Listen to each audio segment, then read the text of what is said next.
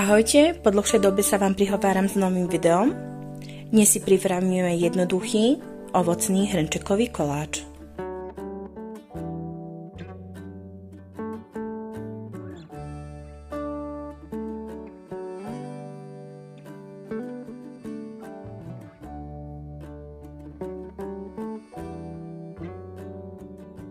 Takže do misky si vložíme 2 celé vajcia.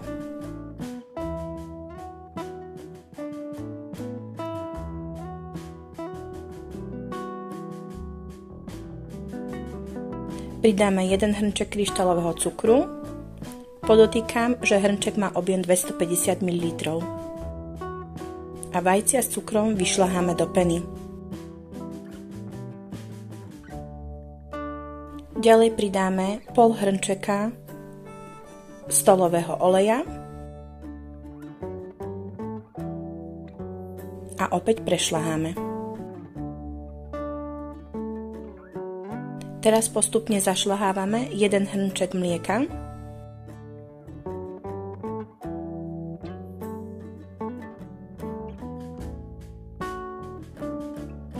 Teraz prídu na rad suché ingrediencie.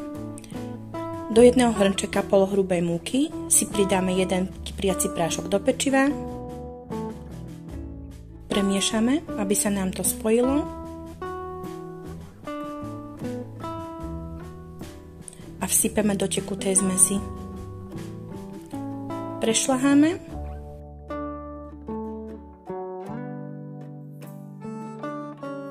A ďalej pridáme ešte 1 šialku, 1 hrnček polohrubej múky.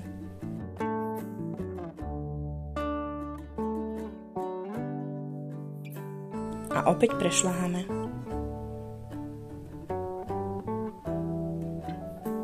A týmto sme si vytvorili cesto na náš jednoduchý hrnčekový ovocný koláč. Plech na pečenie sme si potreli maslom a vysypali múkou.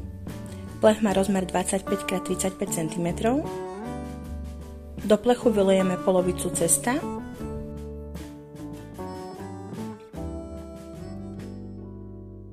Rovnomerne rozotrieme.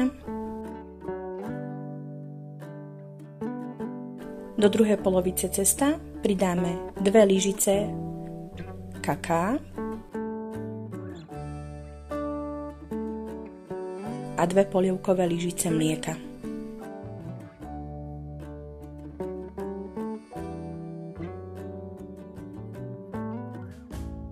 Premiešame a týmto sme si vytvorili kakaové cesto na náš koláčik. Takže teraz na bledé cesto lyžicou podávame kakaové cesto, asi tak polovicu z kakaového cesta. Ďalej poukladáme ovocie. Ja som použila čerstvé broskyne. Samozrejme, ovocie môžete dať na koláčik podľa vlastnej chuti.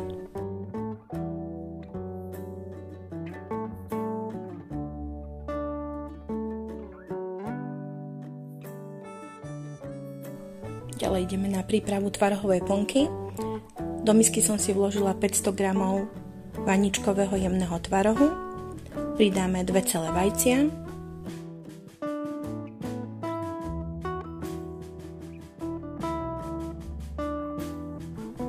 Jeden balíček vanilkového cukru.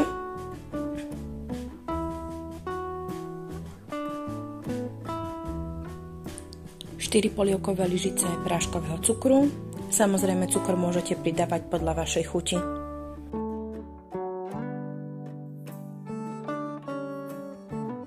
A 1 balík zlatého klasu.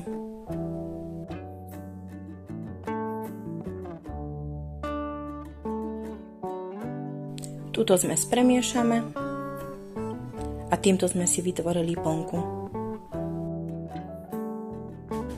Plnku rovnomerne nalejeme na ovocie. Čím ovocie úplne zakrieme a na vrch príde zbytok kakaového cesta. Takto pripravený koláč dáme piecť do vopred vyhriatej rúry na 175 stupňov nejakých 35 až 40 minút. Samozrejme, koláč treba kontrolovať počas pečenia.